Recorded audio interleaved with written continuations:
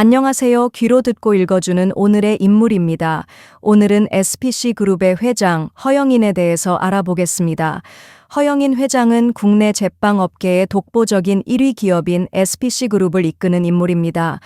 1949년생으로 그의 아버지인 허창성 명예회장이 설립한 상미당이라는 작은 빵집에서 출발하여 파리바게뜨, 베스킨라빈스, 던킨도너츠, SPC 삼립 등 수많은 브랜드를 거느린 식품 대기업으로 성장시킨 장본인입니다. 특히 파리바게뜨를 중심으로 한 제빵 프랜차이즈 사업은 SPC 그룹의 핵심 사업으로 국내를 넘어 해외 시장에서도 성공적으로 확장하며 K푸드 열풍을 이끌고 있습니다. 그러나 최근에는 그룹의 성장 과정에서 발생한 여러 논란과 노동 문제로 인해 사회적 비판의 중심에 서기도 했습니다.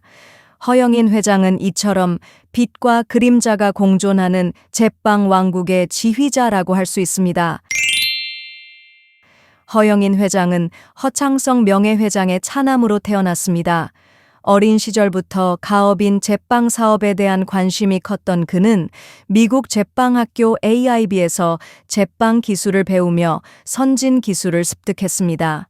1983년 그는 SPC 그룹의 전신인 샤니의 부사장으로 취임하며 본격적으로 경영에 참여하기 시작합니다. 특히 그는 프랑스풍 고급 베이커리라는 새로운 컨셉의 파리 크라상 사업부를 신설하며 국내 제빵 시장에 베이커리 카페라는 새로운 패러다임을 제시했습니다.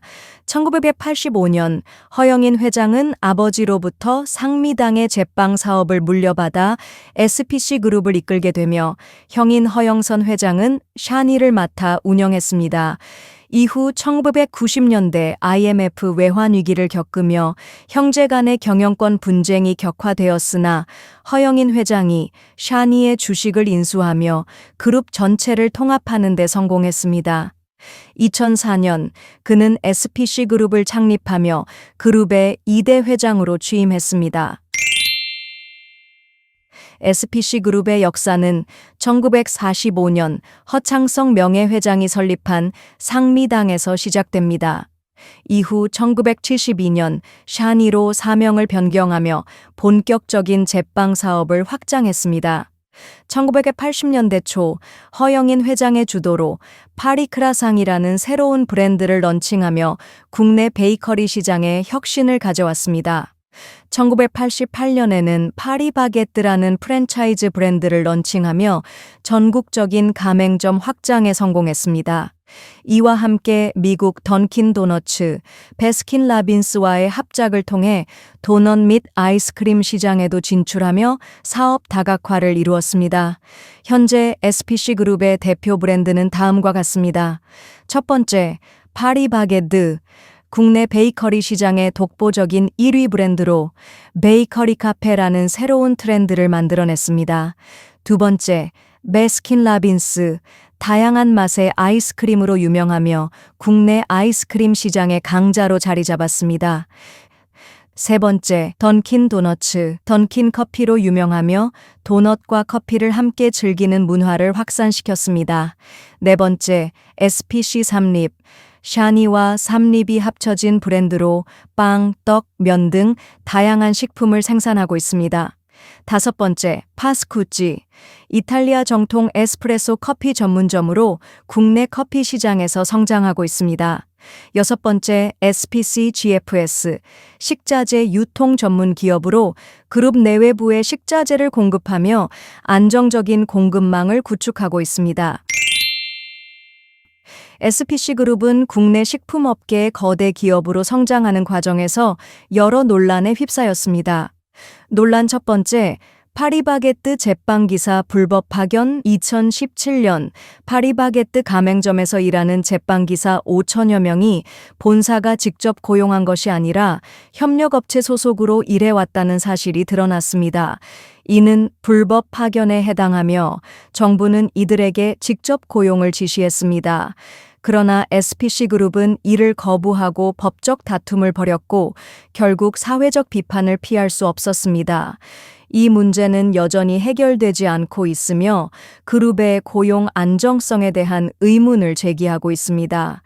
논란 두 번째, 가맹점 상권 침해 파리바게뜨는 가맹점 500m 이내에 신규 점포 개설 금지라는 상권 보호 규약을 위반하여 기존 가맹점주의 상권을 침해했다는 논란에 휩싸였습니다. 이는 가맹점주들의 생존권과 관련된 문제로 공정거래위원회의 조사를 받기도 했습니다. 논란 세 번째, 계열사 일감 몰아주기 SPC그룹은 계열사인 SPC 삼립에 밀가루, 계란 등의 원료를 몰아주며 부당 지원했다는 의혹을 받았습니다. 이는 그룹 총수 일가의 사익 편취와 공정거래법 위반이라는 비판을 초래했습니다. 공정거래위원회는 이에 대해 과징금을 부과하는 등 제재를 가했습니다. 최근 SPC그룹은 연이은 노동자 사망사고로 인해 국민적 공분을 샀습니다. 2022년 SPC그룹의 자회사인 SPL 평택 공장에서 20대 여성 노동자가 샌드위치 소스 배합 기계에 끼어 숨지는 사고가 발생했습니다. 이 사고는 작업 중 2인 1조 근무 수칙이 지켜지지 않았고 안전장치도 미흡했다는 사실이 드러나며 큰 논란을 빚었습니다. 특히 사고 이후 그룹이 보여준 미흡한 사과와 대처 방식은 사회적 비판을 더욱 거세게 만들었습니다. 이후에도 SPC그룹 계열사에서 여러 안전사고가 연이어 발생하며 그룹의 전반적인 안전관리 시스템에 대한 근본적인 의문이 제기되었습니다. 이러한 사고는 SPC그룹이 성장에만 집중하며 노동자의 안전과 인권을 소홀히 했다는 비판을 초래했습니다. 특히 제빵 왕국의 화려한 이미지 뒤에 가려진 열악한 노동 환경과 안전 불감증은 그룹의 지속 가능성을 위협하는 요인이 되고 있습니다. 향후 SPC그룹은 이러한 문제들을 해결하기 위해 다음과 같은 변화를 모색해야 할 것입니다. 첫 번째, 안전 시스템 전면 개선 작업 현장의 안전 규정을 강화하고 2인 1조 근무 원칙을 철저히 준수해야 합니다. 또한 자동화 설비에 대한 안전 장치를 보강하고 정기적인 안전 교육을 통해 노동자들의 안전 의식을 제고해야 합니다.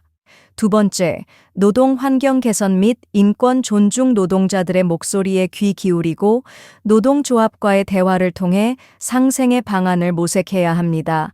비정규직 노동자 문제 해결에도 적극적으로 나서야 하며 고용 안정성을 확보하여 노동자들의 삶의 질을 향상시켜야 합니다.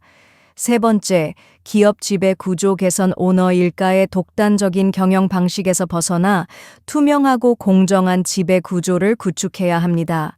이사회 내에 노동자 대표를 참여시키는 등 다양한 이해관계자들의 의견을 반영할 수 있는 구조를 마련해야 합니다.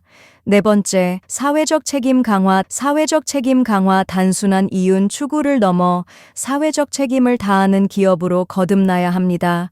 윤리 경영을 강화하고 ESG 경영을 적극적으로 실천하여 국민들의 신뢰를 회복해야 합니다. SPC그룹은 과거의 성공에 안주하지 않고 이러한 문제들을 근본적으로 해결해야만 제빵 왕국의 명성을 유지하고 지속 가능한 성장을 이어갈 수 있을 것입니다. 좋아요와 구독은 항상 감사드립니다.